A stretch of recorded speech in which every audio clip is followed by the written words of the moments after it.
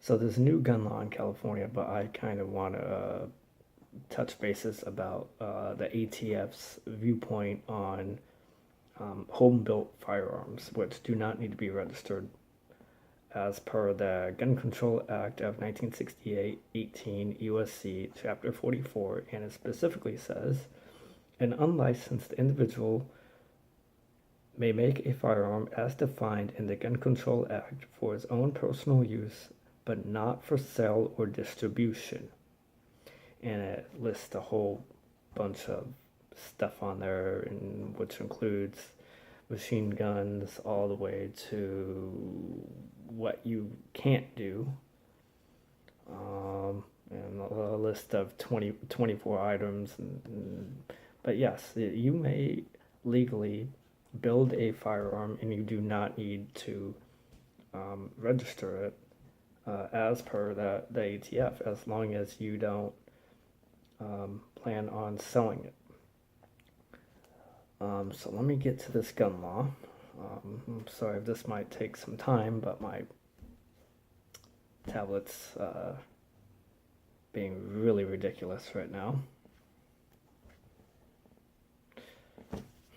Pause this. All right. So now I'm going to get into this new gun law.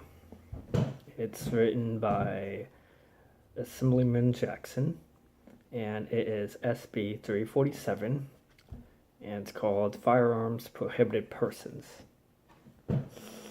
Existing law generally prohibits a person who has been convicted of certain specified misdemeanors from possessing a firearm within 10 years of the conviction. Existing law, a violation of this prohibition is a crime punishable by imprisonment in the county jail not to exceed 1 year, or in the state prison for 16 months, or 2 or 3 years, and not exceeding a $1,000 fine. This bill would add to the list of misdemeanors, meaning they're adding crimes that can land you prison time or jail time and a fine. The conviction for which is subject to the above prohibition on possession of a firearm within 10 years of the conviction, misdemeanor offenses of transferring a firearm without a firearms license, selling or giving possession of ammunition to a minor. I'm going to stop right there. Pretty much the saying is, if you give ammo to a minor, you will become a prohibited person from owning firearms. What if you want to bring your kid to the gun range to go and shoot and learn firearm safety?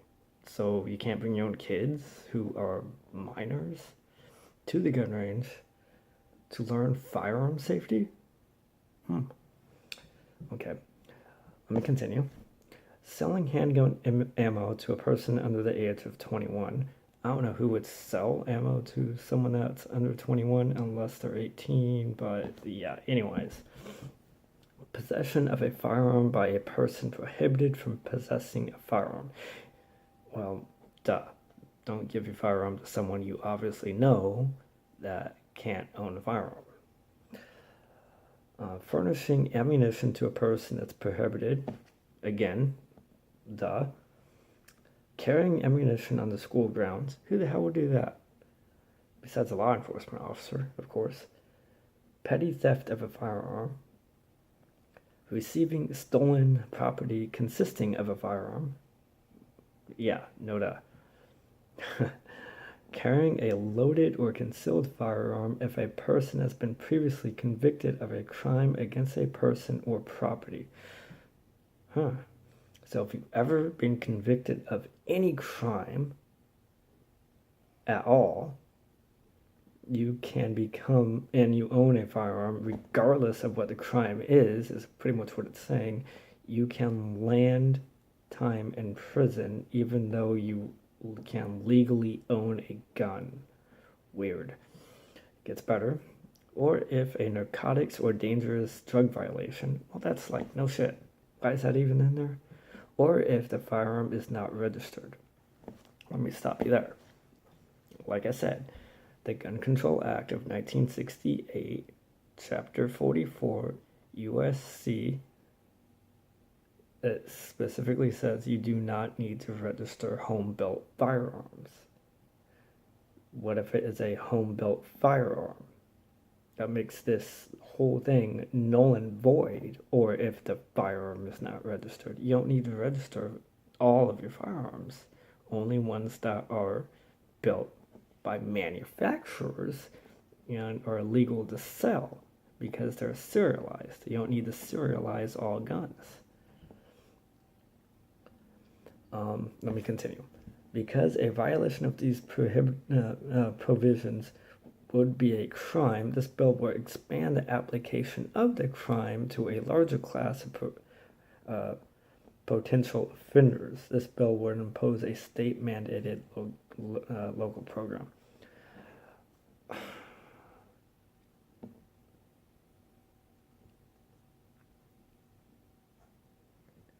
This is one thing that kills me about certain gun laws, certain laws in California. Pretty much, the California Constitution requires the state to reimburse local agencies and school districts for certain costs. That literally means they're taking money out of school districts and other local agencies just for this bill. Yeah, we're gonna take away stuff from the schools for this. It's like that with almost every gun law here in California. It's weird. I don't get it. You think they could take it out of like a government agency or something to create this? No, let's take it away from the school programs. It's a great idea. There's more to it. Sadly, my tablet's being really ridiculous. However, I would go to and look it up. It's SB347, Firearms Prohibited Persons, or you could go to Leginfo.legislature.ca.gov and look up the bill. Again, it's SB347, and I would highly suggest that you call Assemblyman Jackson and let him know that you are opposed to this bill. Also, Governor Brown, call him, write him, do whatever you got to do, and let him know that you are also opposed to this. I gotta say another thing. If the Brady campaign is truly about firearm safety, they would not support this. They wouldn't. We all know that the Brady campaign is not about safety. They are all about just banning all firearms altogether. You can talk to any of their members online, and they will say, even if you have a gun that's locked in a house, I don't want my kids there. What's so dangerous about a gun that's locked? I don't know. I mean, a gun just sits there. It's not just gonna randomly go off. It's in a locked case, unloaded. It's not dangerous. The only thing that makes a gun dangerous is in the hands of a dangerous person. Not everybody that owns guns is a dangerous person. Yeah, they're potentially dangerous, but that doesn't mean all of them are dangerous. Anyways, there's there's another one that's actually a pro-hunting bill, but I'm not even going to get into that one. I gotta research it a little bit more, but it is written by Gallagher, and that's AB 395. Look that up as well on the same website. Anyways, like I said, do whatever you gotta do to get AB 347, SB 347, my fault, SB 347 from not passing. Go to hearings, do whatever you can. Anyways, that's about it.